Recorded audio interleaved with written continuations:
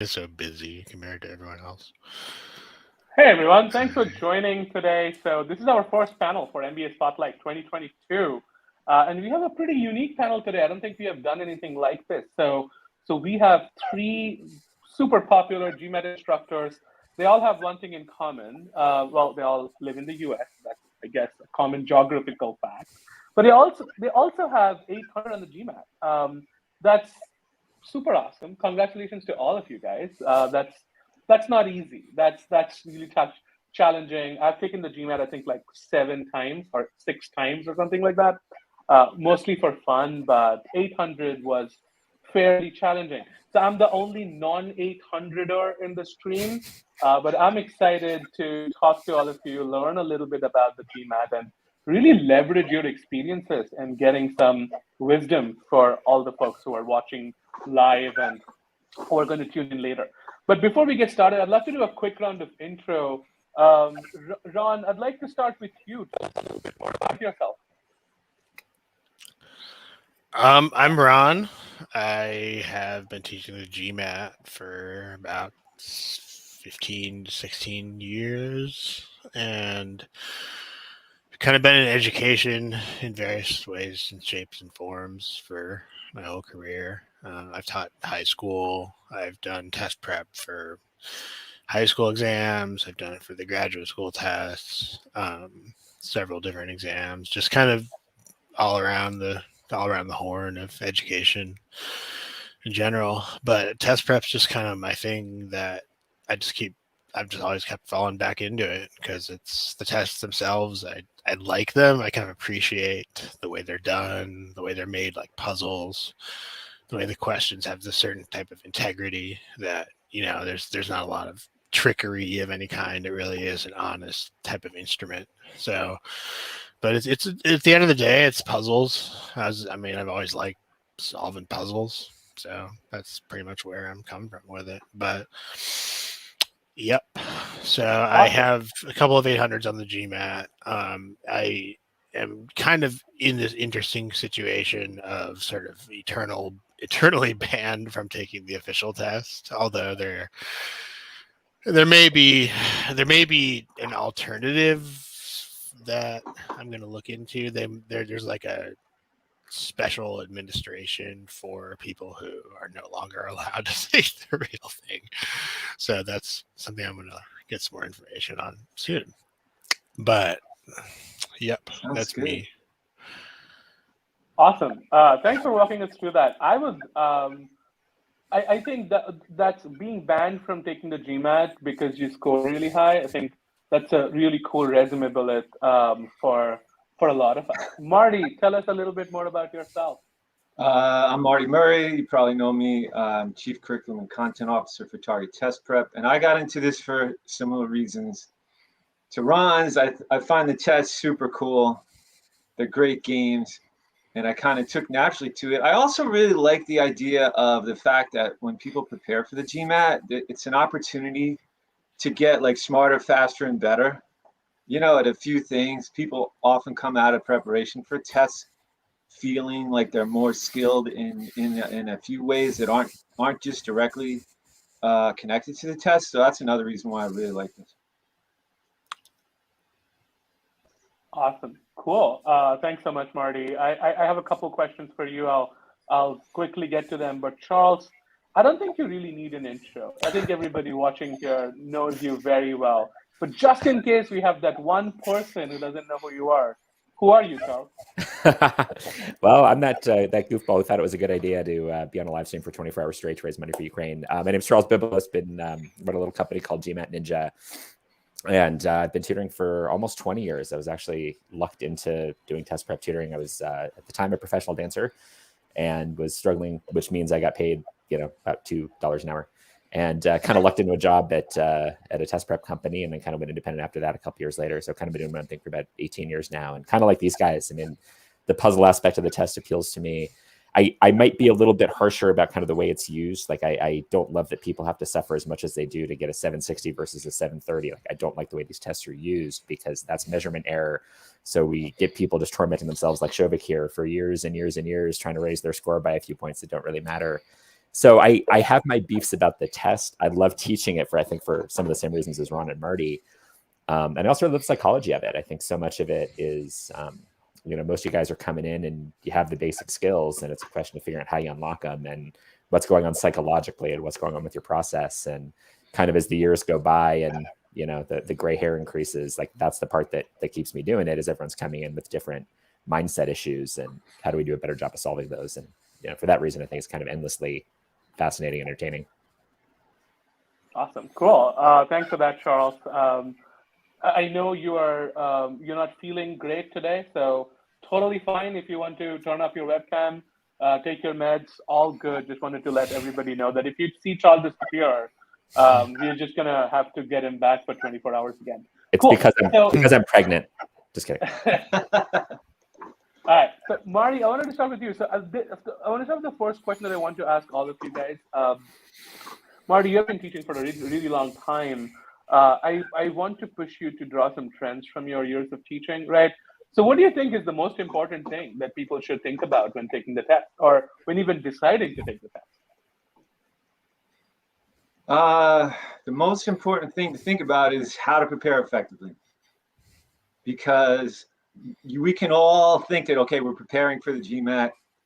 A lot of people start off by doing random practice questions and wondering why their scores aren't going up. And, or they think, gosh, I'm just not cut out for this test because I'm not achieving my score goal. There's all kinds of challenges that we face. And really, they can all be solved with effective preparation. So if your first goal is, as opposed to just jumping into preparation, is to find out how to prepare effectively for the GMAT. So I think that's the most important thing. Ron, what about you? So actually, it's kind of interesting that Marty mentioned the whole idea of people telling themselves, I'm not cut out for this, or I'm just not really a test kind of person. Actually, the thing that I find to be the most important, the absolute essential, that without which you just aren't really going to see improvement, is because we all know people who say things to themselves like that, like I just don't test well, or I'm just not a math person. And the thing when people say things like that is, as soon as they say them, that thing becomes true. It's a self-fulfilling prophecy where you're creating this mentality, and it really does kind of shut down a lot of those neural pathways to learning. So what's got to be there, especially for this kind of test where it's not a test of memorization, there's very little to memorize, and what there is to memorize is pretty basic level stuff. So it's more of a conceptual self-awareness and, critiquing your thought process and having goals, and it's all that problem solving structure type of thing. It requires a lot of introspection at every step. You got to have a fundamentally positive state of mind towards it. It has to be the opposite of I'm just not cut out for this, or I'm just not good at this naturally. It has to be the opposite state of mind. And so, like, when I say that I really like the test and that it's a puzzle and that it's something that I find, I don't know if fun is the word, but enjoyable on some level, like it is something that is, there is some genuine appreciation there. And it is like I look forward to seeing the questions and look forward to trying them, even if they do kind of frustrate me at first, which sometimes they do. But like I try to make sure that I convey that in the lessons and stuff, and because a lot of the time that kind of attitude rubs off, like if you treat the problem as something that's intimidating and something that's, if the test is in this corner and you're in the opposite corner and it's your enemy, then it's hard for your student not to pick up on that. So, but everything starts with a base of basically fundamental positivity is what it is, because when you're doing something that you like, or at the very minimum, something that you're invested in and you don't hate, a lot of things that are complex and that are multi-step, they just don't seem like it, like we all, for example, if you play video games, I'm going to just go out on a limb and assume that nobody plays video games that they hate. So, but when you think of the strategies that you just come up with spontaneously when you play a video game, in terms of the number of steps and the number of sub goals and the number of branches along the, if you drew the procedure as a tree, I mean, it's objectively your kind of run of the mill video game strategy is probably more complicated than anything on the Gmat. In terms of more steps and more branches and more complexity, but it's a game. You don't think of it as more complicated, and you certainly don't think of it as like 700 plus level video game. And the reason why you fundamentally don't is because you like it, and because you have that investment, and a lot of that just takes care of the weight and perceived difficulty of it, and just kind of takes it off your shoulders. So ultimately, I mean, which as an instructor, it's kind of interesting because, of course, that's not an easy thing to teach. And when I have a student whose outlook towards the test is fundamentally not so positive, that's a barrier. I mean, it's a barrier that's got to be overcome really before progress will be seen on other fronts. And it really gets into kind of getting to know the student personally and kind of developing that personal relationship, and just empathizing and kind of figuring out where is this coming from and how do we move past it. So it really is kind of past just preparing for the test. But okay, Gotcha. Long-winded answer. No, I think one thing that you mentioned, and I'll get to you, Charles, but I wanted to throw in two caveats. So number one is where I totally agree with you is when I was doing poorly in reading comprehension. And one of the things that worked out for me is almost forcing myself to enjoy what I was reading. Like, I know about Lyme disease, okay? Like, I definitely cared a lot about Lyme disease, even though like everything in my brain was telling me, like, I just need to, get over this question and move to sentence correction, which I was better at. But I think forcing myself to be in that mindset was super helpful. The other caveat that I would throw is that, it's hard, man. Like, especially when you are in a very tight timeline, you're kind of fighting against your business school application. It just becomes that one extra thing. And for a lot of, overrepresented demo folks, Gmat scores, unfortunately, becomes one of the most important factors in their MBA application, despite all the holisticity, I don't know if holisticity is a word, that MBA applications claim to be. So, the tough challenges there. But Charles, what do you see as the most important thing in preparing for the test? I think a lot of it's just being realistic. And Ron, I love what you're saying about embracing the challenge of it. But I think what too often happens, so when students come in the door, they contact me on Gmat Club or whatever and say, oh, I'm trying to gain 200 points in 6 weeks, and my problem is blank. And it's one thing. It's like, oh, my problem is probability and combinations. And it's like, no, that doesn't explain 200 points. My problem is time management on verbal. Well, is it time management, or is it that you are struggling to get through these passages quickly and efficiently? And as you start to kind of dig into, well, we want to believe there's a really simple thing that's missing. More geometry formula is great, but that's rarely an issue, right? Like, so there's a foundation, there's some basics there, as Ron mentioned. And then from there, it's about your process, your mindset. It's about embracing the puzzle. It's about getting better at reading these kinds of passages. Well, what does that mean? Some of that, I think, is embracing it. Some of it is having the right type of energy. Some of it's getting used to it. Those are often really slow things. We can't say, hey, here's your magic formula for reading comprehension or critical reasoning or for hard quant questions. There's no magic formula there. It's a hard probability question. You know what probability is. So what is it that you have to embrace to get there? I think it is embracing that maybe your journey, if you're looking for a large improvement, is going to be longer than you think or longer than anybody wants it to be. And then once you acknowledge that, then I think you have to head in the direction that Ron did, which is embrace that it can be really fun to do that. But if you're sitting there looking at the clock all the time, it's going to make it a lot harder. You're going to be miserable. You're not going to perform as well. And okay, if you have a limited amount of time, so be it. But embrace the journey while you're there. And, we get people who simply can't perform. They get so anxious because they're so jacked up about outcome X on date Y.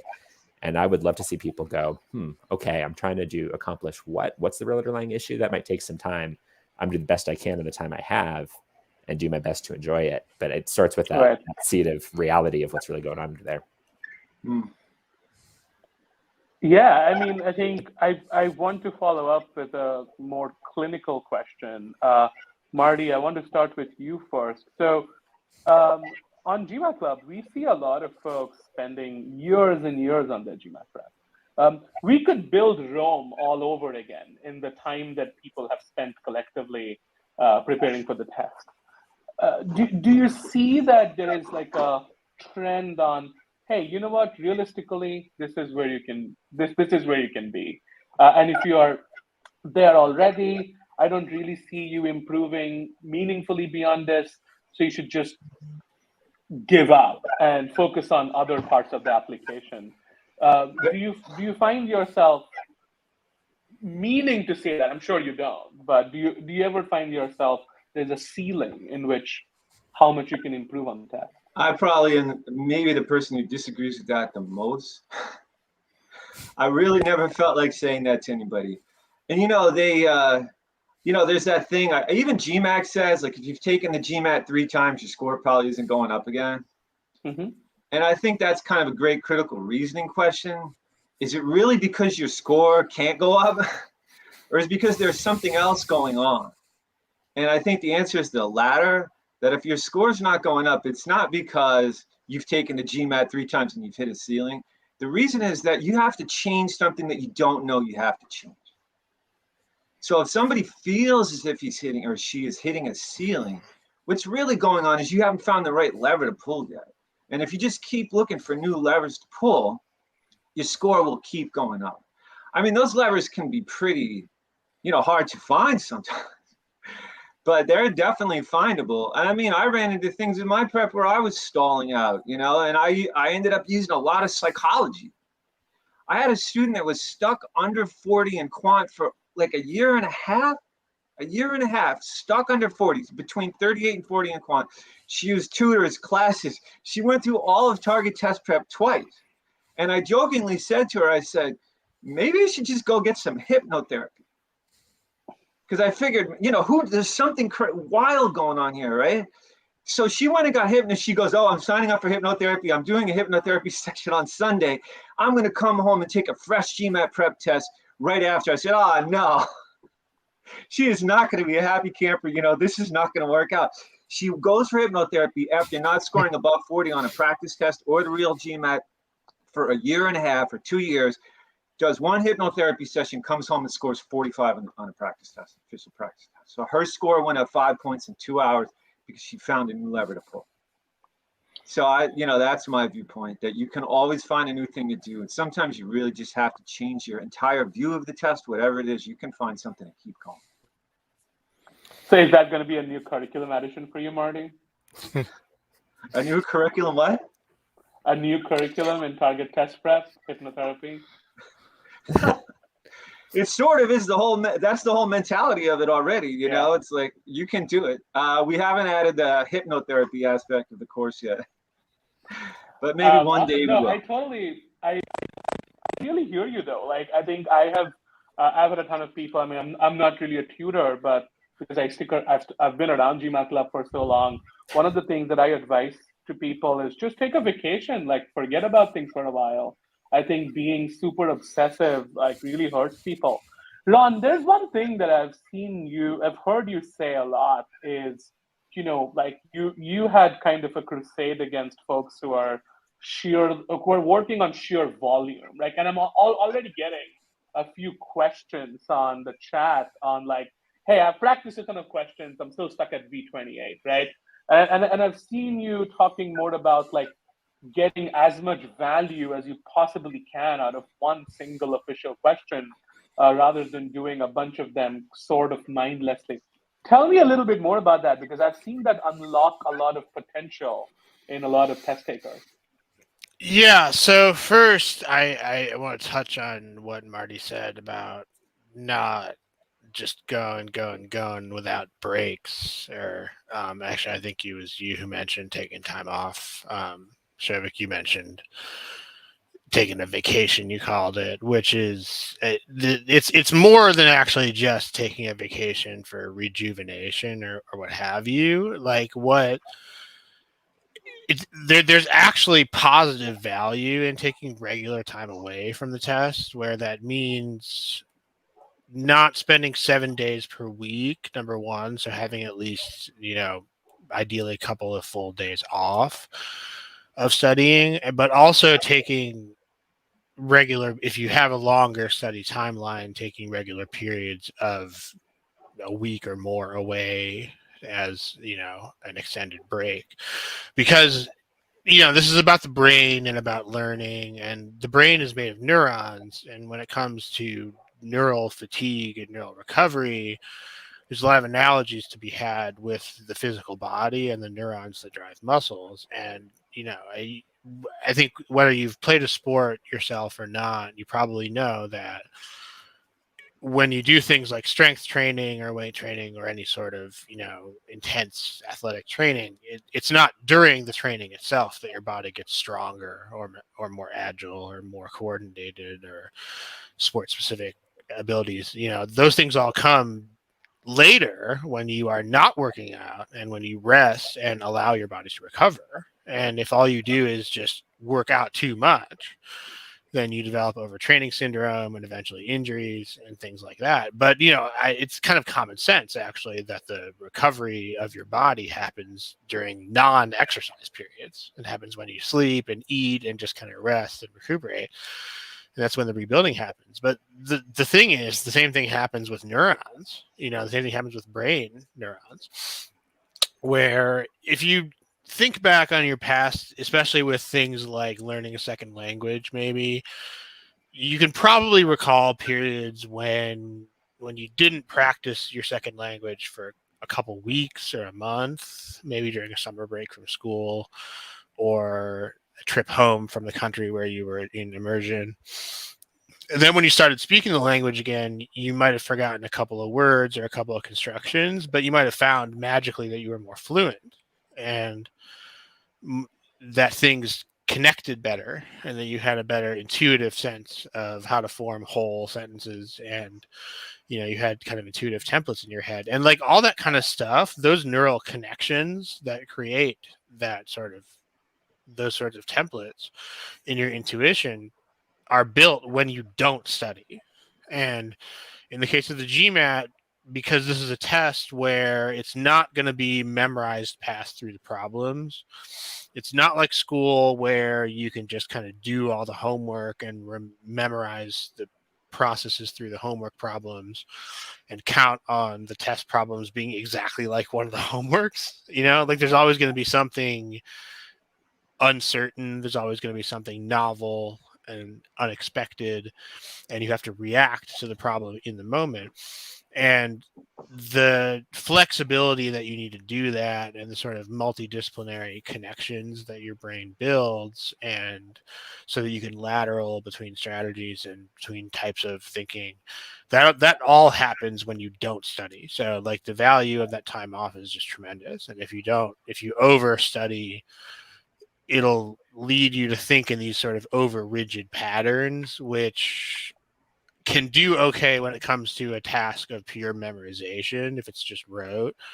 But this test is designed top to bottom to be not rote, to be absolutely not amenable to raw memorization. And so those kinds of, if you were a musician and you practiced 7 days a week, 52 weeks a year, every single day off, no days off, you'd get very good at playing the pieces that you memorized in the ways that you memorize them, but you would not be able to improvise. You would not be able to change anything. You would not be able to do it. You wouldn't even be able to make the slightest alterations or adaptations. And the same thing is true of the test. Now, the question that you asked about volume. So one sort of not doing too much volume is that. It's that making sure that you give yourself rest. And just like athletes have to think of that time off as a type of workout. If you have like a really obsessive athlete who wants to overtrain all the time, then you got to think of rest as a workout. You got to think of it that way. Otherwise, you're not going to do enough of it. And like you got to think of time away from the GMAT as like a study session for those neural connections to be built in your brain. But also in terms of the actual what you do with the problems when you study them. It's really about going back and reviewing the problem later when you're not under a sort of time pressure, when you go back in depth and just discover new takeaways about it that you didn't see the first time. So if it's a verbal problem, for instance, if it's a CR or RC problem, you should go back and ideally a sort of plan A for most of the problems in those sections is not a process of elimination. Like if you're proceeding efficiently and with the right kinds of precise goals, then you shouldn't be like knocking off 4 answers that are wrong in CR or RC. You should have it should be more like you have a prediction ranging from an exact prediction to some sort of general idea of what the answer should do. And then you're looking for an answer that does that rather than trying to knock off answers that don't, which is a backup method. But when you go back and study the problem, even if you did do it very well, and even if you did have a very precise prediction, which was mirrored in an answer and you easily picked it as correct, when you go back and study, you should still make sure that you have concrete reasons why all the wrong answers are wrong, right? In addition to the actual procedure. And that's something, because even when you're under the sort of time constraint that you are in the test, it's not going to be as thorough as that. And a lot of people, even after huge volumes of studying, are still under various misconceptions. Most importantly, they think that the boundaries between wrong and right answers are kind of vague or just kind of like relative and subtle. Like it's weird, but I've had students who've been studying for months or years and still genuinely believe that there are wrong answers that are like almost right, but not as good as the right answer. Awkward. And I mean, because in CR, for example, if you're doing a weakening problem, then all of the wrong answers will either strengthen the argument or will do nothing. Like they are not weakeners that are less good than the correct answer. Like they're wrong. There are 4 wrong answers and 1 right answer. And when you review thoroughly enough the way that you should, it'll help really kind of hammer that point home that they really do make it black versus 4 whites, And if you still have a sense that there's these vague, subtle gradients between right and wrong answers, that's a sign that maybe you've been doing too much of the volume and not enough of the review. Yeah, it's also a sign that you may want to take some time off too.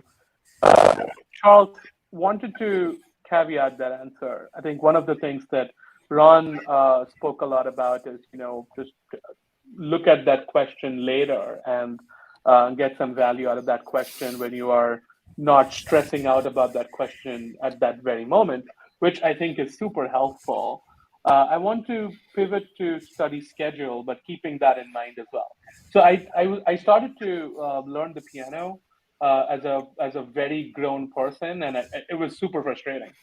And one of the things that I think I was doing poorly was because I was working through the week. I was hoping that I can just spend hours and hours on a Saturday and just make improvements, which didn't work at all. And I kind of realized that 20 minutes every day was so much better than like a 5-hour session on one day. And which I think, thinking back, like that's exactly what worked out well for me for the Gmat. Like one marathon day was not doing anything for me, right?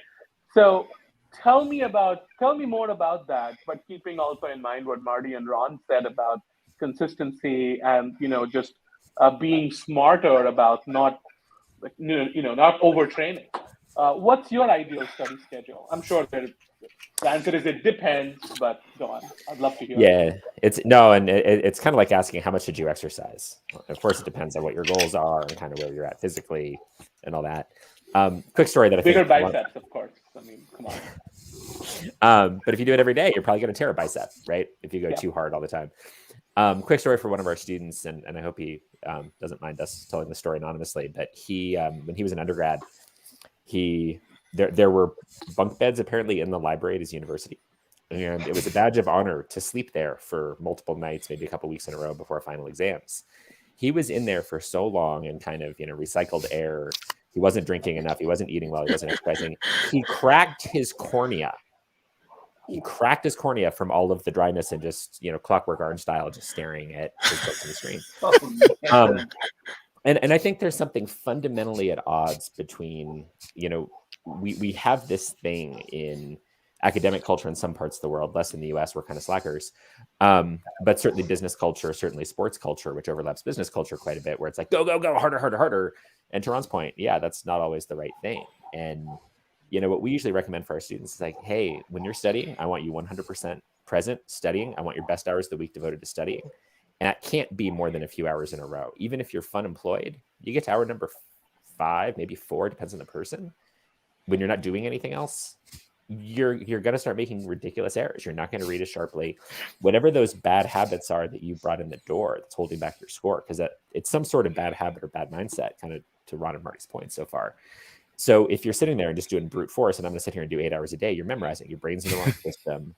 You're burning yourself out. You're not helping yourself. So if somebody's fun employed, we'll say, depending on the person, we'll kind of see how they do. Maybe 3 or 4 hours a day with breaks in there, not just, hey, coach, should I do 4 hours straight? It's like, easy. Take a break. Get your head right. I want 4 really good hours of studying. Max. More than that, they're going to fall apart. If somebody's working more hours, we have to adjust that.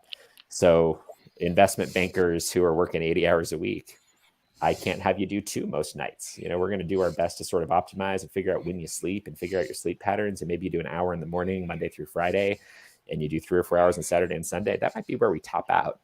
So it's all about knowing your body, knowing what you can handle, and don't crack a cornea. That's not good for your Gmat score, as I understand it. I've never tried it, but I don't think it would help. Marty, does that align with what your recommendations would be for study schedule? What have you seen working for your students? Basically, a lot like what Charles said. Just, find those 2 hours a day if you have it on the weekdays, and a few more hours on the weekends, and definitely find your rest time. I don't have anything too creative to say about your study schedule. So, and obviously depends on what you're doing with your applications, what you're doing with work. You might have to move it around a little bit, but yeah, that's basically what I recommend as well. Gotcha. So Marty, I also wanted to ask you about cloud chasing. So a lot of us, when we see on the forums is that, hey, like I'm scoring a 730. I did see a question on the chat right now. By the way, we have about 200 people watching, so we are getting a ton of questions. I don't think we'll be able to get to all of them, so sorry about that. I did see a question come in that, hey, I have a 730, right? I need a 760.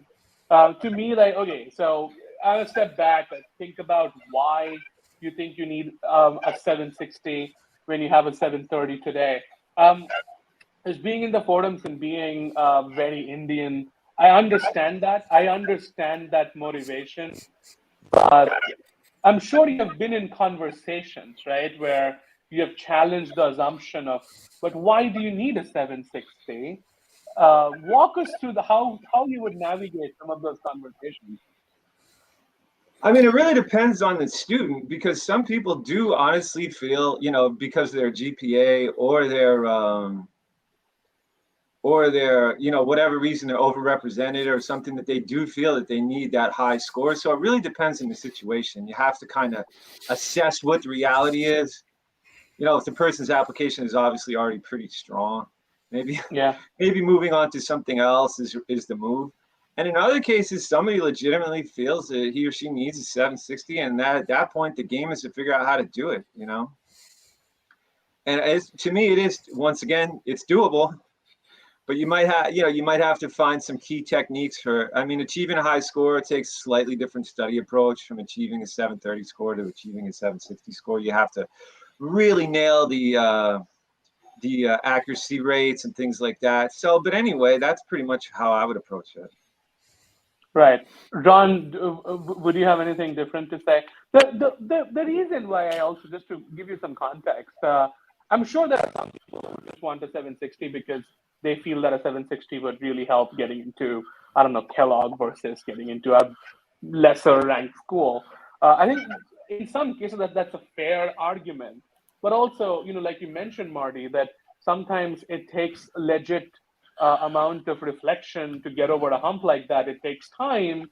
where I would start getting worried about the opportunity cost. Like, Yeah. should you be spending that time doing something else that would probably give you a lot better returns on your time? Ron, how would you approach that conversation? So this is just kind of empirical. It's just a summary of many years worth of experience with disparate types of students, but factually, there are no schools in the world whose even median score is anywhere close to 760. So the assertion that somebody needs a 760 is pretty much false on its face, because these schools do get a glut of applicants with scores in that range, which means that if these schools wanted to admit classes with a median score of 760 or 770, they could very easily do that. And so it's worth thinking about the fact that they don't, even though they could, and what that means about the actual premium on points above their median, which is in reality not a whole lot. And in general, what I find tends to be true when people are saying like, oh, I definitely need this score, with the exception of like the one class of students I've had where that's kind of sort of legit, is students who are applying to full ride scholarship programs at like lower first tier and maybe second tier schools, because those kinds of institutions are very invested in offering money to students with high GMAT scores so they can boost their numbers overall. And if you really do have a score that's north of 750, you can be looking at full rides at a lot of quite respectable institutes. They're not M7s because the M7s don't really give merit-based scholarships, but quite respectable schools. And depending on your field, maybe even a better choice for that field than an M7 would be. So, but aside from that group, what I find to be generally true with the rest of the students who claim I need this score that's like way higher than every median, is what's really going on there is that they kind of are aware on some level that the other components of their application are not, I don't want to say not so strong, but they're not so distinctive. And they're trying to really just overcompensate on the tests and the GPA, and they think that's going to work. But, and I mean, it's kind of it can get to be a conflict of interest at times, because a lot of these are students that I am not contracted with to do any sort of application consulting, and so getting really in depth into that is like a whole nother engagement entirely. Professional, personal, etc. But I try to at least have a brief foray into it because it's important. If you look at the voices of admitted students, or like profiles of the class of 2000 whatever it is on any of these schools' websites, one thing you will notice about every single student that they profile, whether they're from there's these majority demographics like white and Asian males in various fields, or whether they're from other demographics, they all have incredibly specific and compelling stories to tell. And they also have very specific plans already for what they're going to do with that degree after they graduate. So, and those are things that without those things, you're not going to get into a top school, and a little bit of querying shows that a lot of the students who really, really want the 770 or whatever it is, that they kind of have this mentality of, oh, if I go to this school and I graduate, then job offers will fall on my head. No, they won't. I mean, because the thing that you have to understand about business school is it's not a credential. And what I mean by that is it's not a required checkpoint on the pathway to any profession the way that the other professional schools are. Like if you want to practice law, you have to go to law school and get a JD and then pass the bar and all that. If you want to be a doctor, you have to go to medical school and you need that medical degree. Whereas there's not really any career path that needs an MBA. There's not one. And even the kind of white shoe consulting and iBanking firms where most people have MBAs, there are still, well-trafficked alternative pathways. So what that means is that you really are tasked with convincing the admissions committee that it's a value add to admit you. Because unlike law school and medical school, where they know to a certain extent it's a grind and people are doing this because they have to, there's no have to. And you really have to make the application compelling and distinctive. And what I find is mostly the case with people who are sort of obsessed with scores that are objectively much higher than anybody would need is that they're underemphasizing that part of it. So I'm 100% with you there, Ron. And I wish that more students would come in when they say, I want a 760, I want a 780, I want a 700, whatever the number is, that they really spend some time thinking about, wait, what's your plan? I want to get into Harvard. Or else, okay, why? Why do you want to get into Harvard? Well, I want to get into a really good consultancy like Deloitte. Like, well, why do you need to go to Harvard? Like, what exactly is it that is going to make your life come to an end if you don't go to Harvard, Stanford, or Wharton? And when you started peeling that onion and you go, wait a minute, for what your goals are, well, I just want to learn more about business. Then haven't you thought about a part-time program? Like, why do you need to go spend 2 years out of the workforce? Maybe you're hitting the age where you want to wait for an EMBA. And there's a lot of ways to skin that cat. There's specialized MBA programs. There are so many different programs out there now that serve different purposes. And most of the time when I get a student who is unnecessarily rigid about their goals. So there are some that say, hey, I need a 760 and here's why. And they're totally crystal clear about why that's really going to help their cause. And sometimes that is 100% reasonable. But we see a lot of people who come in and go, I need a 750 because somebody in my office said I did. Well, what are you trying to do? Well, I'm going to go get my part-time MBA. Where are you? Well, I'm in Chicago. Okay, well, why do you need a 750? I don't get it. Like you could probably do just fine with something less than that.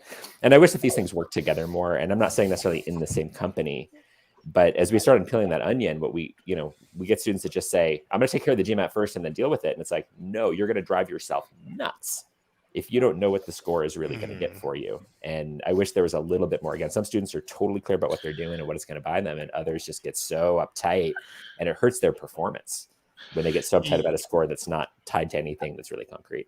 Yeah, and like also when you're saying profiles, like get like tells that's happening, like you named with the part-time MBA, Chicago, whatever.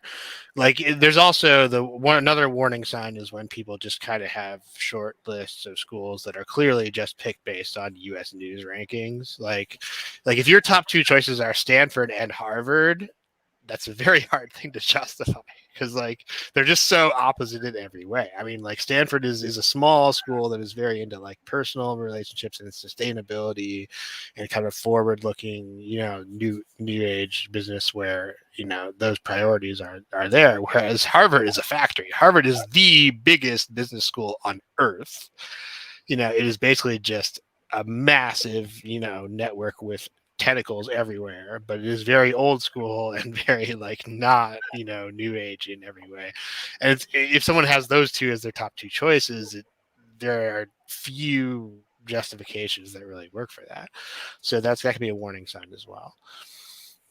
Yeah, not a whole lot of research went into that. I think from what I got from you, Ron and Charles, is there's a pretty significant lack of research when you over-index on a particular GMAT score.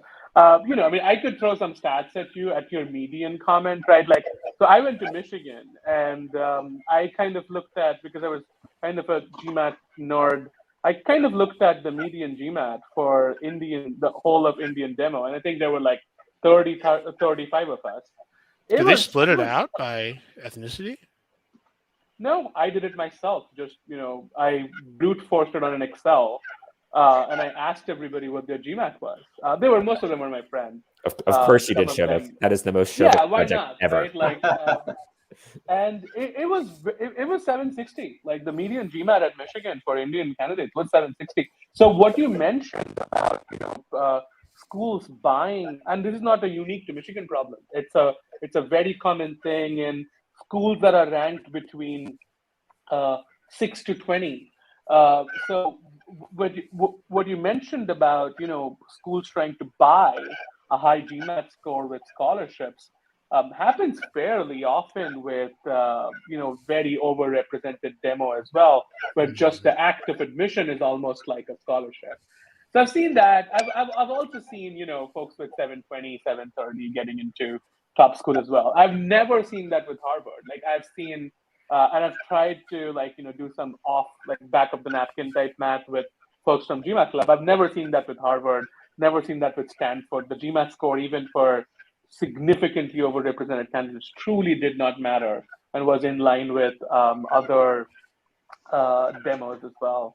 But super overrepresented stuff. Like I kind of get that, but at the same time, I totally agree with you, Charles. I think it comes down to the lack of research. Where somebody told me I need a 760 on GMAT Club on a forum where like an unknown person with no experience, and now I think I need a 760. And I kind of get that because when you're working like 60, 70 hours a week, you don't have a lot of time for research as well. You just want to know the steps and go at it. So, and I kind of think that what you mentioned, Charles, is having someone or having like these advice kind of triangulate. So I'm not just going to teach you how to solve geometry data sufficiency questions. I'm actually going to tell you how to get into business school. It's probably for the better. All right, cool. I wanted to end this at 7:45, but we're over time. But I did want to ask you a question that some of you may not want to answer. Charles, what's your least favorite and most favorite GMAT? And I've lost your audio there for a moment. I think you said least favorite GMAT section. And most favorite GMAT section. As a tutor or as a test taker? Because I think those are different answers. Cool. I didn't think of that, but let's just say as a test taker. As a test taker, I'll say question type. I don't love sitting there under time pressure and doing reading comp. Like and I think I felt differently at various points in the last 20 years. But unless the passage is legitimately interesting, I don't love sitting there and cranking through 4 of them. Probably my very favorite, and I still love sentence correction because it's I don't know. It's this endless puzzle. It kind of has its own little rules that kind of make sense and kind of don't. And just when you think that you figured out exactly how the GMAT goes about testing something, the theory is something a little bit different. I enjoy, and there's small differences, right? But I enjoy that. I enjoy language. I would just rather have it in the small bits of sentence correction than the long, hey, I've been sitting in this test center for too long. I don't really want to read about a plant right now. I love teaching it. What about you, Marty? I love teaching it. It's funny. I used to be sort of terrified of reading comprehension. I don't know. It's not that I didn't like it. I was actually scared of it. I'm not sure why. But I definitely was, I never felt comfortable with that. And I could say that with some effective preparation more recently, I finally feel good about reading comprehension. It's pretty funny after all these years. But I'd say my favorite section is probably critical reasoning. I find the questions such cool puzzles. I love the logic and the way things go in different directions and like the different forces of the choices and how, as Ron was saying, a choice can appear to do something that it doesn't really do, and just so nice and tricky. So I find critical reasoning is probably my favorite. What about you, Ron? So I don't really have a favorite. I don't really have a favorite. I mean, probably the most honest answer to that is, whatever I wasn't working on most recently. I mean, the variety of different sections is really kind of, I've always been the kind of person who zones out very quickly if I'm just trying to immerse deep dive into one thing. Like I need to be on multiple workflows to really sustain attention. But so it's really the variety of different, I mean, each type of problem kind of has its pluses and stuff. But it's interesting that you Charles mentioned about liking the passages, because that's actually the danger that I have to look out for is the RC passages that I am interested in personally, because I am a slower than average reader.